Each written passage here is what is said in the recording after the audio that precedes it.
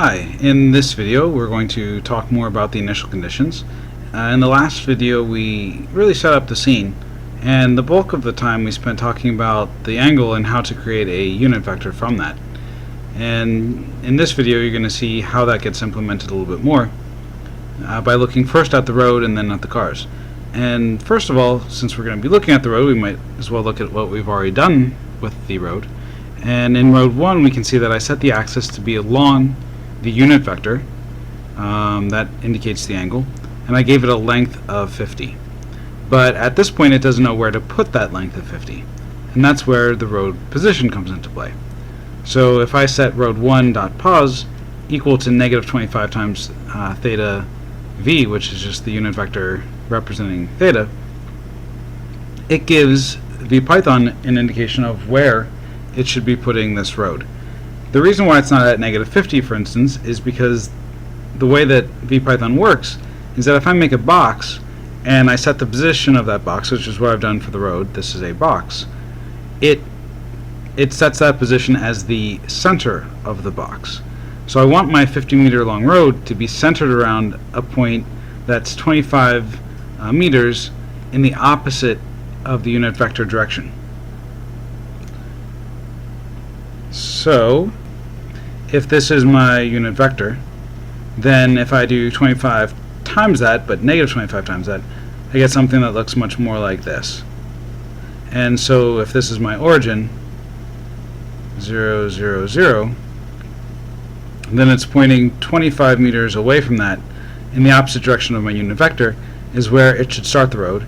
And because it's a 50-meter length, it'll be 25 meters in either direction, so that this road will end right when it gets up to the origin.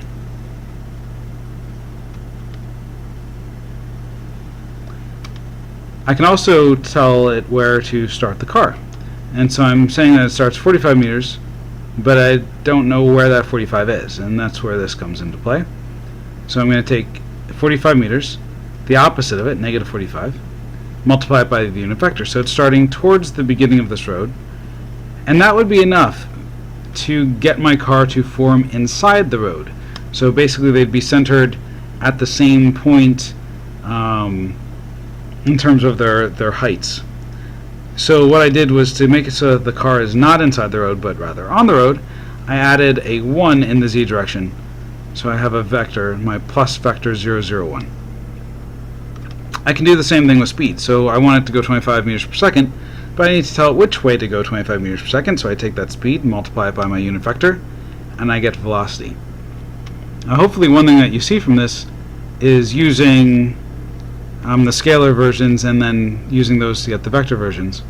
Position is the vector version of your distance, velocity is the vector version of speed, and so on. And that allows us to construct an actual simulation rather than just kind of solve a non-specified problem. The position and velocity of car 2 are pretty straightforward. Its position, it's going to be 7 in the positive y direction, which is up the screen, and 1 off of the road, so it's not going to be in the road. And I'm going to give it a velocity of negative 4, so that's down the screen. I could make it so that it starts at 0 and then just accelerates using friction and that type of a thing, but I thought I'd make the model simpler. And you might be thinking, well, it shouldn't be driving at 4 meters per second at the start of the problem, and that's true. So I have some code that I'm going to use to determine whether it's 0 or whether it's this value here. There's some other numbers. We've got masses of cars, coefficient of friction. This is the reaction time for car 1. Once the light turns yellow, how long does it take for them to start slowing down? That will affect the motion. This is the total time that the light is yellow. This is the total time that that passes before the cross light turns green. And this T2 is the total time that both lights are red. Then I can have my gravity vector, which is just this would be into the page, so away from us into the page, would be the z direction. And car 1 stop equals 0. That's just telling me that the car 1 hasn't stopped yet. As soon as car 1 stops, I'll change this to 1, and it'll serve as like a quick reference for some other code. And then my light code is 0, indicating that car 1's light is red. That'll turn to 1 as soon as that light turns green. And once again, it's just kind of an indicator code.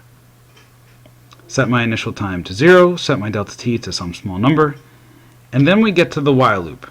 And this is where most of the interesting stuff takes place. This is pretty complicated. So I've got it broken up into two parts here. There's this first clause, and then there's a second clause. Both of those clauses are connected to, basically in two parts, connected by ands.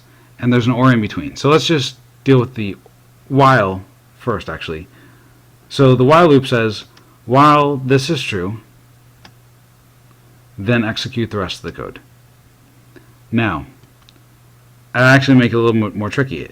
What it actually says is, while this is true, or while this is true, execute the rest of the code. So as long as one of these two statements is true, the first chunk or the second chunk, we're going to continue to execute the code here. So let's take a look at what this first chunk says.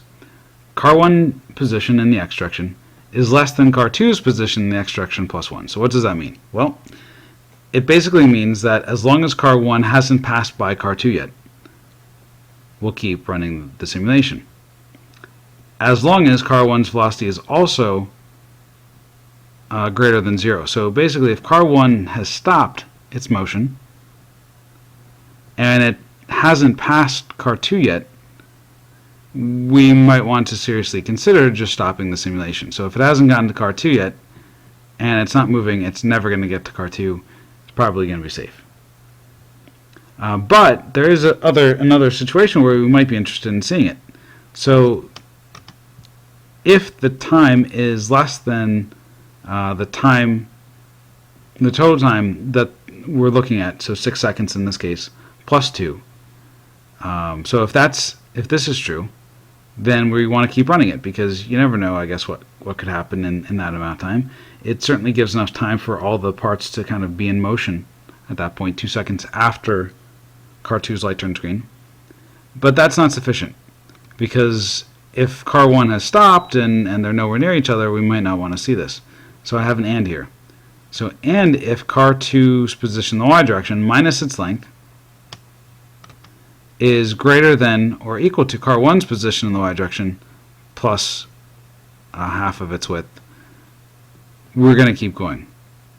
The reason for this is that car2 has not yet passed car1.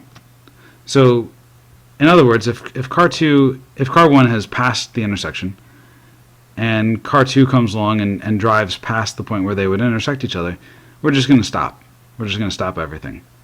The reason why I chose these particular parameters is that I want to see where the collision would occur. And car2's position in the y minus half of its length gives us the front of the car, because the front of the car is pointing in the negative y direction. And car1's position in the y plus half of its width gives me the position of the side of its car.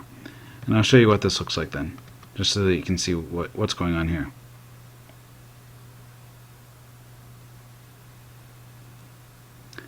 So in this case, car1 passed this intersection, and we kept running until car2 got to the point of getting to the intersection. The reason why I stopped there, I could have let it go longer, but there's really no point at that particular juncture. If I go back and I change some parameters, so we go back up here, and instead of 25 meters per second, we make this 15 meters per second. Now if I run it,